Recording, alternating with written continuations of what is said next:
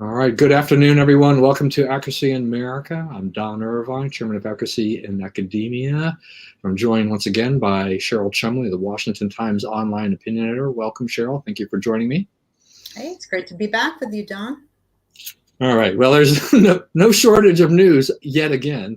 And yesterday, definitely, I don't know if you want to say all hell broke loose or whatever, but I mean, it was kind of the news that we've been anticipating. We didn't know when it was going to happen, but everything kind of lined up. And so New York Governor Andrew Cuomo announced yesterday that he would be resigning in 14 days.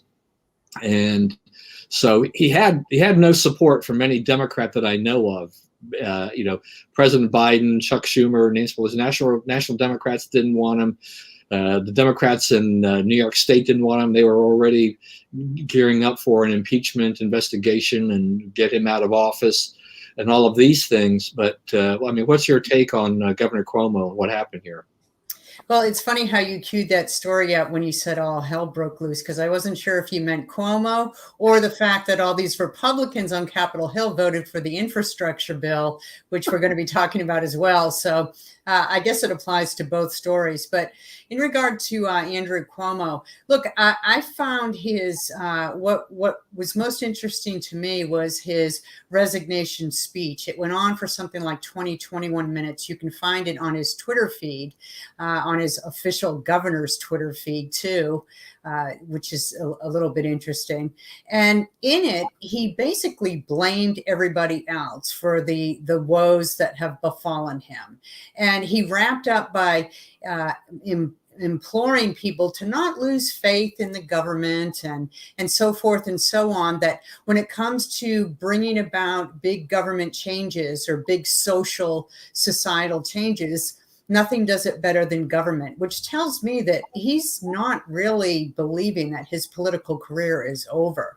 I think he's laying the groundwork to one day come back into the rising political sun and run for some elected seat once again. And knowing the Democrat Party, what the Democrat Party has become, there's a lot of chance there that they may support his eventual return to politics. So to me, that's something to watch, especially since he resigned, which kind of takes the heat off the impeachment sting. Right. Yeah. I don't quite understand. I mean, the guy, I don't understand what politicians, when they come basically trying to come up with some kind of tearful, message or something. They want people to really have sympathy for them for all the wrongs that they've committed. And, you've got liberals out there who said, look, this was a toxic work culture. They had 11 women who came after him, and he had like one of his top aides, resign like the day before. There are some issues going on here. He's facing a lot of problems, once he leaves office. But here's a guy who's trying to go out and say, well, it really wasn't me. Look, I'm a good guy. I didn't think I was doing anything wrong. And all of this, amazing for that. As you mentioned, this potential for coming back. I have seen discussions about this. So one of the interesting things about this is that, by resigning, future potentially, if he had been impeached and removed in New York, he would have been dead in the water. He would not have been allowed to run again. So resigning, political calculus on his part, it's like, okay, look, maybe I will be impeached, maybe I won't be impeached. So the likelihood is I will be impeached. If I resign, which I really don't want to do, if I want to run for an office in New York, I can do this. If I get impeached, then I can't. So yeah, he's leaving that door open. And, I guess it's possible. We're talking about the Democrats, we're talking about the party. We're talking about how easy it is really for politicians to get rehabilitated. If he kind of just disappears from the public view for a little bit and does some other things and maybe does some good community things or other things that he's getting into, he'll make a lot more money anyway in the private sector than he was as governor, I think, overall anyway. And then he can come back as kind of a resurrected being of sorts. And, by that time, a lot of people will probably have forgotten some of the sins, and the media may not be as harsh on him for some of that. And therefore, it's like, let's start anew. I'm part of the the Cuomo political dynasty. will revive after a little bit of just take a little sabbatical for a while and then go on with that. Yeah, and look at his defense. His defense was that it's kind of the women's fault for misinterpreting his behavior. After all, it's only generational. It's only cultural. It's part of who he is. These are his words, to hug people and kiss them and become overly familiar with them. That is all his phrasing of his excuse and his skirt of responsibility. And look, where have we heard that before? That's the same type of argument that Joe Biden, now President Joe Biden, put out through his handlers about his behavior with young girls. It's generational, it's cultural that he hugs children and so forth. So this is something that in his remarks, to me, makes it pretty clear that the groundwork is being laid for an eventual return to politics for him. And I think many in the Democrat Party would support that, because he has not come out clearly and admitted fault and taken blame. He's only apologized sincerely for causing offense to these women, but in his mind, no offense is warranted, because after all, his behavior was based on generational norms that these women apparently aren't part of understanding. Yeah, I don't know, overly familiar. I mean, it's just like, come on. And then you have the president. I mean, the president's like, oh, he was a hell of a governor, you know? Yeah. Like, exactly. Yeah, he's a serial sexual harasser, allegedly, but he's still a good guy if you peel back that onion. Yeah, and that's what makes it so sad, because he was a hell of a governor, but it's really sad that he did all these things. Like, this is our president. I mean, what the heck is going on here? I mean, it's just yet another reason that just makes me scratch my head about the White House and that. And I think wasn't there someone from CNN that tried to do a little pushback, I think, with this about that remark, and the White House was not happy about that at all. They don't like being called out. Those things are like, put them in an uncomfortable position. Yeah, they don't like their glaring errors and missteps being pointed out to them. I don't know. It's just amazing. I mean, what about, the Democrats are in a difficult position, I think, too, because, we're in a Me Too environment and era. And a lot of this is being driven really by the liberal left. A lot of these feminists and things like that have been first and forefront of all of this. So I mean, a Democrat does this. I mean, they can't really sweep it under the rug so much. So we've had them come out. But what would have happened if we had this happen to Bill Clinton? If Bill Clinton was in the Me Too era, would Bill Clinton have survived? You know what? That's a really good question, and it's hard to say. My instinct says no, he wouldn't have, but he probably would have bounced back, because I've never met Bill Clinton, but by all accounts, even from those who consider themselves his political enemies or political opposition, he was a very charismatic guy, and so that wins big points for some reason that I don't understand. People are swayed more by charisma than they are by facts in certain political circles. And look, the thing is, big money protects its own, big political names protect their own, and Cuomo very well may be proven to be part of this big protectionary circle. Yeah, and you're right about the Clinton. I mean, the charisma, the kind of the likability to him, I think he probably could have survived that. I mean, despite what I think was absolutely obviously horrendous thing that he did there, probably worse, I guess, than what happened to these women, overall. But just that Bill Clinton is kind of he would have been able to, as a politician, I think he could have managed, maybe would have been able to find his way out of this. Cuomo doesn't possess those same skills. Cuomo doesn't have that same charisma or likability factor overall. I mean, there are Democrats who definitely don't like Andrew Cuomo. But let me ask you one last question about this too. So now we've got Kathy Hochul is going to succeed him. Do you think, if you had to put a crystal ball on, you think that she becomes more of a long-term governor for them? I mean, they'll have an election next year. Will she survive a primary in the Democrats? I'd hard to see the Republicans winning that, but you never know. It's really hard for me to predict with any accuracy because in my mind, what seems obvious that the Democrats are raging communists and shouldn't be in office, holding representatives positions anyhow. In my mind, what seems common sense like that doesn't play out in the votes. And New York has been, leaning largely liberal in recent times, even through all this coronavirus madness. So I just can't predict what's going to happen with New York's political scene in the next year or so. Well, I was just saying, I think the problem I think really is just that the Republicans are not a very strong force in the state of New York overall. And so that they don't really have the groundwork, the infrastructure, I think, themselves to really mount a serious campaign. But, Hochul could make some missteps. The Democrats could want to throw her out and then create an interesting primary where someone who doesn't have the incumbency would run as an a really fully open race, and then that could be interesting. So who knows? I mean, we still have a lot of time here, and these events all just transpired. So, we will wait and see what happens in New York. But Cuomo's got a lot of problems. If it's not the nursing home problem, it's a sexual harassment problem. He's got a lot of issues to deal with.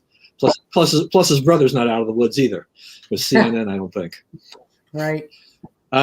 So as you mentioned, as kind of queuing up what I was saying there on infrastructure, this is, I don't know. I mean, I wish the Republicans hadn't gone along with the bipartisan thing. I kind of understand it in a sense, but, it just, to me right now, we've opened up the floodgates. We could see as much as $3.5 trillion in spending. This is going to be an absolute disaster, in my opinion. I know you have some opinions on this. I do, and they're out of session right now, so they're going to take this up I forget the date, in a few weeks again. But this is the framework going forward of what they're going to be bargaining over. And the thing that concerns me most is the long-term repercussions of redefining infrastructure. Republicans who voted for this measure, no doubt, voted for the improvements to the bridges and the roads and things like that, the true infrastructure funding that's needed to improve some of our longstanding systems in this country to keep us moving forward. But what's been tacked on, of course, by Democrats are the loony, crazy climate change controls and a host of other things that we haven't even had time to sift through yet, because it's pages upon pages of Democrat socialist-inspired wish list items, and they're not really part of the formal bill that's going to be voted on yet. But at the same time, we can't dismiss them. So we have to take them under consideration and look at them as being part and parcel of the final infrastructure bill. And really, if we don't put the stop to the redefining of what is infrastructure in this country, then going forward, every time we have a bill brought forward that has an improvement for a bridge or an improvement for a roadway or transportation system, it's also going to tack on all these social justice programs that have been redefined as infrastructure. And that's going to be a train that we're never going to be able to stop moving forward. And in the end, our national deficit is just going to balloon if it's not beyond control right now, which I think there's a good case that our deficit is beyond control. It's going to soon enough thereafter bloom way beyond control, and our country will just crumble on these budget deficits. Yeah, look, and this is the thing. I don't know if it bothers you as much as it bothers me, but whether it's our annual budget deficit, or it's our national debt, which we don't even have a debt ceiling. I don't think the debt ceiling extension has been passed, or to up that cap. Is that it doesn't seem the last many years, maybe decade or more or whatever, that anyone really is trying to hold a torch up there and say we got to fight against this. It seemed that even during the Trump years that the Republicans were a little quiet on being the deficit hawks that they had been in the past. They seem to starting to come back a little bit. But I mean, what's our national debt's going to be pushing $30 trillion or something? I mean, who's going to pay for this? I mean, it's like, okay, look, I'm turning 62 next month. Okay, it's not me that's paying for it. it's probably my grandkids, maybe my kids, but probably more likely this debt is going to come due, and we can't control. We have no discipline whatsoever on trying to have a decent budget. I can live with a small annual deficit, but these things like when you're running $1 trillion deficits every year or something like that, everything's becoming unmanageable, and the Democrats are definitely they're turning the spigots on, as you said, these socialist things. They're throwing all these things, climate change and all this, and it's like everything else. Once you put it into play, once it gets passed into law, all future laws and everything else to try to do, well, they'll be able to do that, right? I mean, and Biden's talking about what, a decade of infrastructure. I mean, it is going to take time to go through and roll through these programs, but yeah, infrastructures will be totally redefined and will look nothing like it's supposed to be.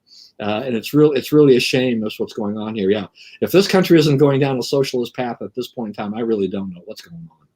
Yeah, it's immoral to stick the next generation with this much debt, and it's really enslaving Americans into the future. And there's no way we can pay all that off.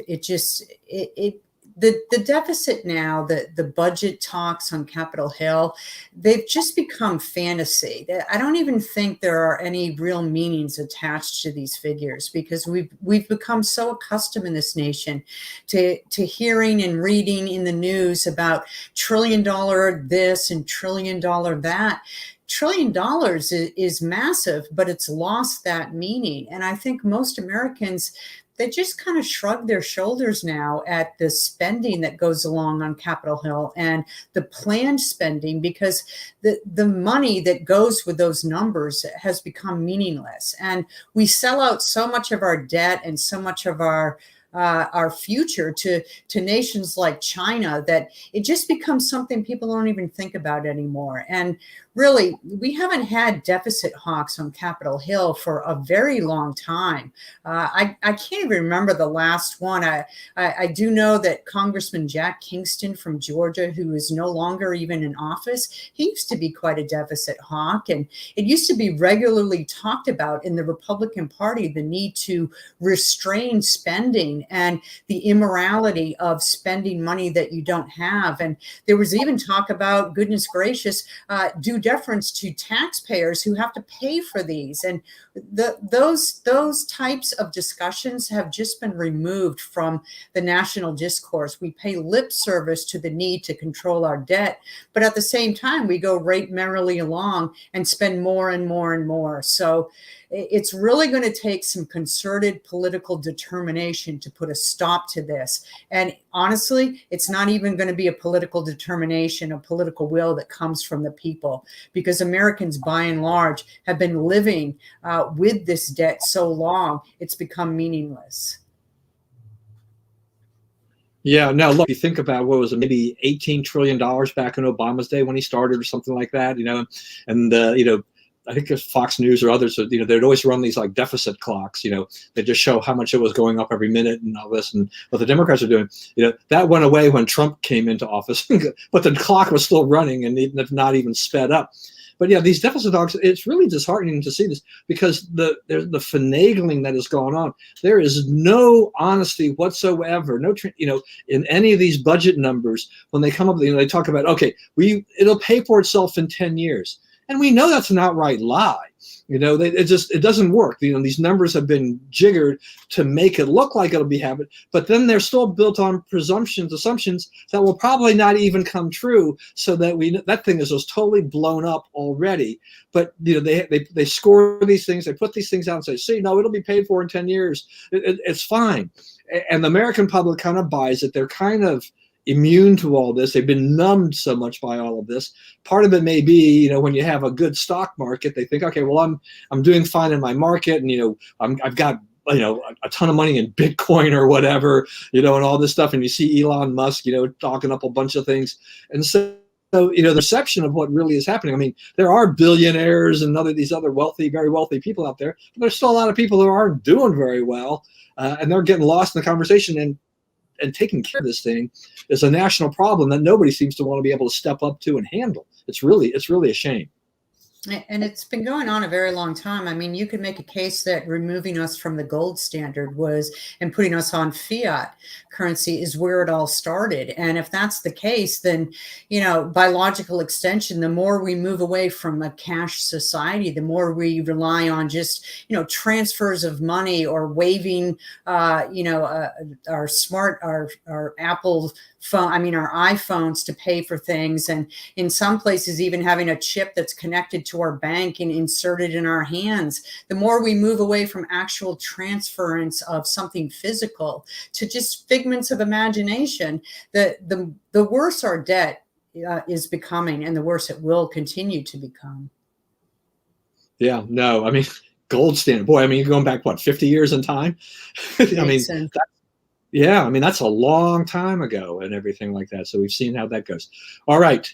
Then final topic, probably Barack Obama's 60th birthday party. Kind of, I mean, it's interesting. I mean, I don't begrudge anyone from wanting to celebrate the 60th birthday party. Luckily, my 60th birthday party came the year before the pandemic, so I was able to celebrate mine with family and friends. But there was a lot of criticism, a lot of controversy over this birthday party. It was scheduled to be a huge bash, I guess, up in Martha's Vineyard, and he was forced to kind of cut it back a little bit. But kind of your thoughts about Obama and the party and everything else that goes along with it. Well, the big issue here is hypocrisy. And I want everybody in America to have bashes at their home celebrating this and that without face masks, without social distancing, without having government bureaucrats peer into your home and determine whether you're behaving in a safe manner or not.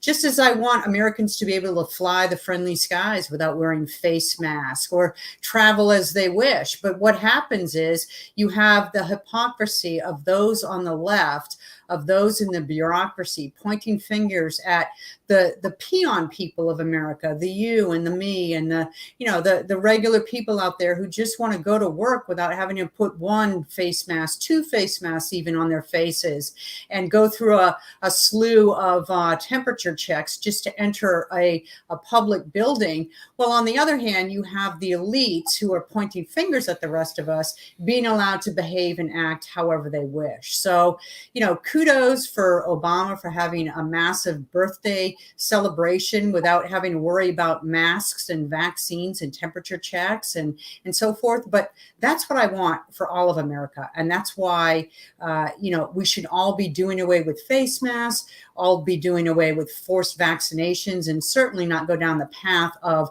vaccine passports, because we all deserve what the elites take for themselves now. Yeah, look, I mean, Obama really didn't do anything. I mean, he did what we all want to do. He wanted to celebrate his birthday in big style.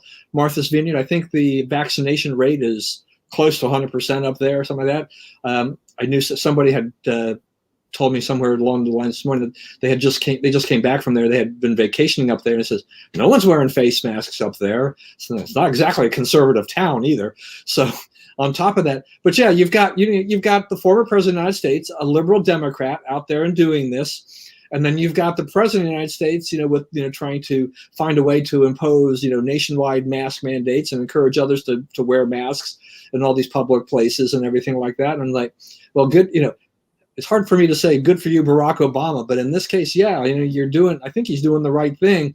And just showing the hypocrisy that, how screwed up the left is, the Democrats are with their policy. And look at this. I mean, you mentioned two things too in this in terms of the mask. And one is flying the friendly skies. I'm going to be on an airplane tomorrow because my youngest son's getting married this weekend in Utah.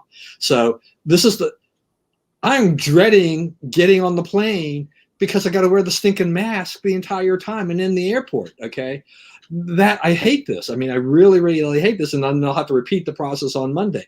When I'm in Utah, there are going to be few, if any, places I will have to wear a mask, at all. So that's good. That's it's a step above where I am in Montgomery County. But just kind of how kind of ludicrous these mask mandates are. So Montgomery County imposed a indoor mask mandate in public spaces last Thursday. Well, they voted last Thursday. It took effect last Saturday. So when I went to the gym on Saturday, I had a face mask, but I'm like, So exactly what is the policy now, and the guy there says, I called the manager and he said, really didn't have a clear answer. So he basically said, if you don't want to wear a mask, don't wear a mask. So, some people did, a lot of people did. By the afternoon, they had formulated a policy and they had posted a sign that said, you need to wear a mask when you're walking around the gym, but when you're working out, you did not need to wear a mask. What? So it's like, It's I'm like, so what am I really going to, so I basically put a mask on when I'm ready to walk outside the gym or walk into the gym. As soon as I get to the gym area where I'm going to the equipment, the mask comes off. So exactly how am I preventing a spread here?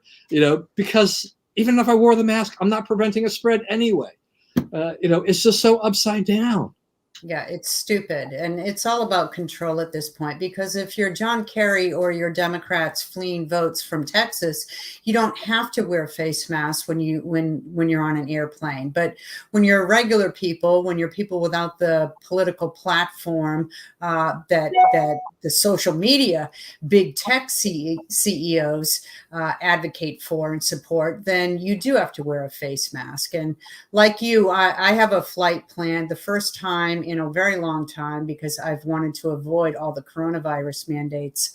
I am flying to Colorado in September, and I'm prepared to wear a face mask too, but I'm doing it with full knowledge of the stupidity of it, because you go on the plane and you have to keep the face mask on, but if you take a bite of food, you can pull it down, but as you're chewing the food, you have to put it up. And then if you take a sip of something to drink, you can pull it down, but then you have to pull it up while you're swallowing. So it just mystifies me how the coronavirus knows when to stay within its own zone and when it's allowed to go and spread its disease. So it's just part and parcel that America is, I guess, awakening to the stupidity. And I hope the backlash grows strong over these face mask mandates in the coming months.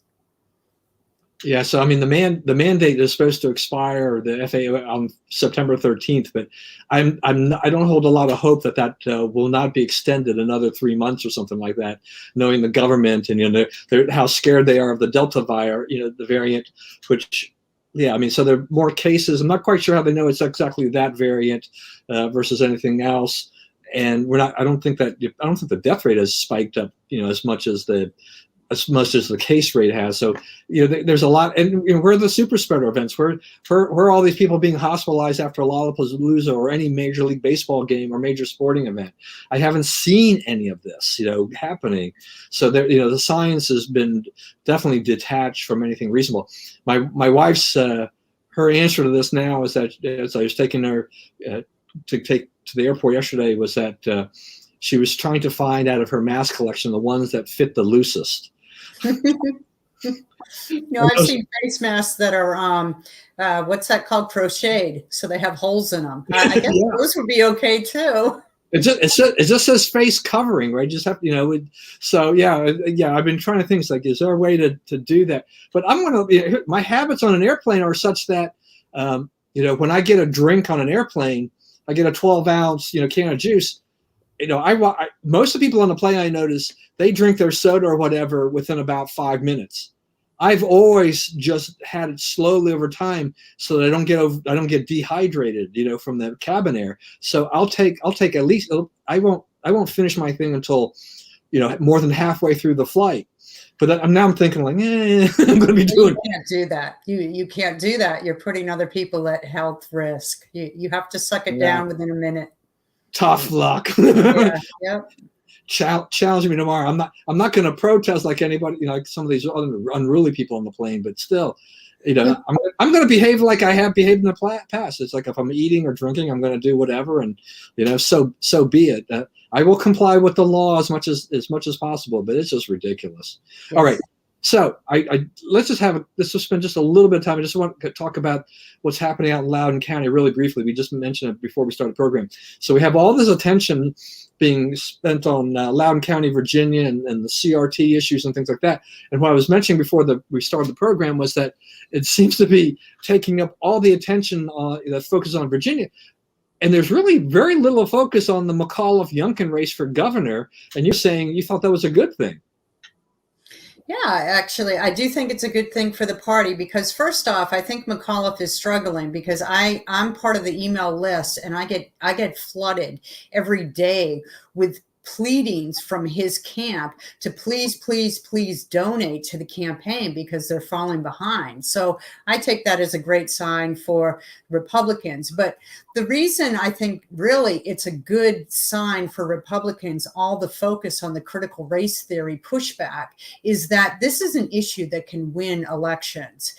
Really, I think most moderate Americans, the ones who aren't partisan in the leftist side, in the Democrat Party, agree that they want in their school systems, that they want their children to be taught the basics that they need to succeed in life, which is the basics, math, English, reading, science, that kind of thing. And this social justice warrior type approach to indoctrinating our kids, even moderate people in America see that that is dangerous, not just for their children's sake, but for all of society's sake. And so the more that Republicans can cast light on this critical race theory going on in public schools and the absolute disdain that the school boards have for those protesting the CRT, I think it's a winner of a political situation for Republicans. I think people who don't normally vote Republican would vote Republican or would vote the conservative ticket when they see these arguments and disputes taking place in the public stage. Yeah, I'm going to say, I mean, I have seen them. I'm also getting the McAuliffe emails, and I am amazed at the number of these emails where it's talking about how they're maybe a little bit behind the poll, or they've fallen short of their fundraising goal and stuff like that. And I'm thinking, like, the guy was a governor before, and the other part of it too that gets me is just that it's just that I don't really see any ideas about, what is McAuliffe, his policy positions, what is he really running on? It just seems to me that he's running on the fact that he's trying to tie Youngkin to Trump, and that I haven't seen anything that says, as your governor, I'm going to be doing A, B, C, D. Right now, it just says Youngkin is tied to Trump, and we don't need that kind of thing in Virginia. So give me money. Yes. Yeah, give me money. I don't see how that wins. I mean, it's just unbelievable. What's going on over there. Agree. Which again is good for Republicans, because I would love to see Virginia smack back on the Democrat control that is down there in Richmond right now. Right, and I guess everybody's up for re-election. The House, I mean, the whole legislature is up for re-election, right? So it could swing back to the Republicans this time around. Yep. So this could be a good year for the Republicans in Virginia. All right. Well, Cheryl, thank you so much for your time once again. Thanks for everything. Thanks for everyone for joining us today. Appreciate it. Please stay safe, stay well. Remember, we live in the greatest country in the world. Do not let anybody tell you otherwise. And as always, God bless America. We're going to change this program since Cheryl is going to be deep into writing a book to a monthly basis. So we will see you again roughly sometime next month. But Cheryl, thanks for all the time you spent with me over the last few months. And I'll set that. We'll get those dates set soon, and then look forward to you rejoining me again. Thank you, Don. Thank you so much. All right. Goodbye, everybody.